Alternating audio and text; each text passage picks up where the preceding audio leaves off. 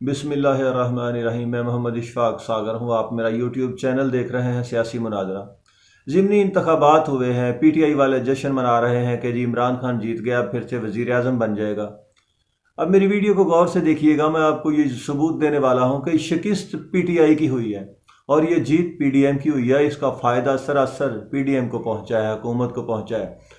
और पीटीआई की ये शिकस्त ही नहीं, ज़िल्लत में शिकस्त हुई है। मैं पूरे सबूत देने वाला हूँ जी। शुरू करते हैं कि अब ये 8 सीटें पीटीआई ने छोड़ी थी।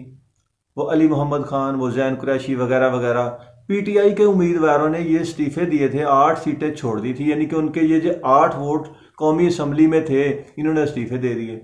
और फिर इनकी बेगैरती देखिए कि फिर उन्हीं सीटों के ऊपर इलेक्शन लड़ने आ गए और खुद अकेला इमरान खान इलेक्शन लड़ने आया 7 सीटों के ऊपर। अगर इस्तीफे ही दिए थे तो फिर इलेक्शन क्यों लड़ा?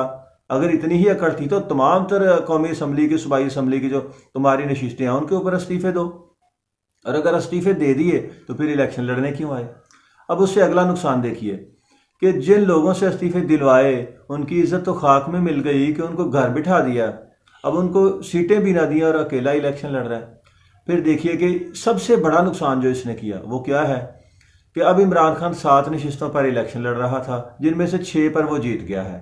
जो 8वीं सीट मेहरबानो कुरैशी, वो शाह महमूद कुरैशी की बेटी, वो भी आ गई। यानी 8 सीटें थी इनकी।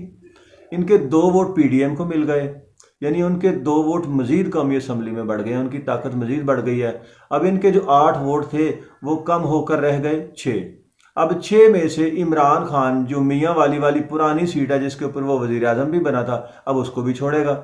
अब कितने रह गए? यानी कि 9 सीटों का जुआ खेला, 2 पीडीएम जीत गई। 9 में से 7 जो इसके हाथ में थी उनमें से एक मियाँ वाली और अब ये जो 6 सीटें इसने जीती हैं उनमें से भी 5 छोड़ेगा। यानी टोटल 6 सीटें ये छोड़ेगा ये बंदा, सिर्फ 1 सीट रहेगी। इसकी जहालत देखिए कि 9 सीटों को घटाकर इसने एक इसको मिली है, 2 पीडीएम को। अब 6 के ऊपर फिर दोबारा इलेक्शन हो गए। कौन जीतेगा, क्या होगा? अगर ये बंदा कोई दूसरे उम्मीदवार खड़े करता, वो 4, 5, 6 जितनी भी सीटें जीतते वो सारी काउंट हो जाती। लेकिन इसने खुद 6 सीटें जीती हैं, सिर्फ 1 जीती है, बाकी हार गया। बाकी समझो दोबारा इलेक्शन हो गया और उनमें से फिर दोबारा पीडीएम कितनी सीटें छीनती है। यानी कि इसकी 8 सीटों में से पीडीएम ने 2 तो छीन ली, पीछे रह गई 6। अब 6 में से सिर्फ 1 इमरान खान की बची है।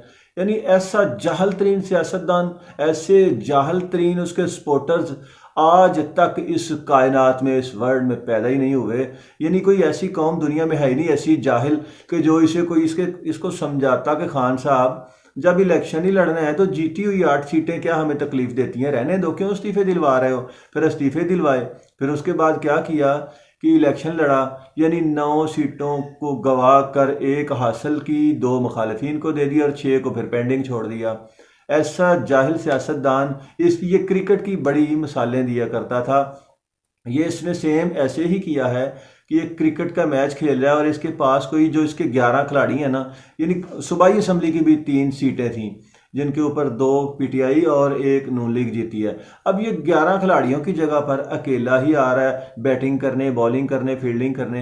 यानी इसके पास कोई ऐसे खिलाड़ी मौजूद ही नहीं रहे कि जो इलेक्शन लड़ सकें। इसके पास ऐसे कैंडिडेट्स ही नहीं बचे कि जो इलेक्शन लड़ने के काबिल हों।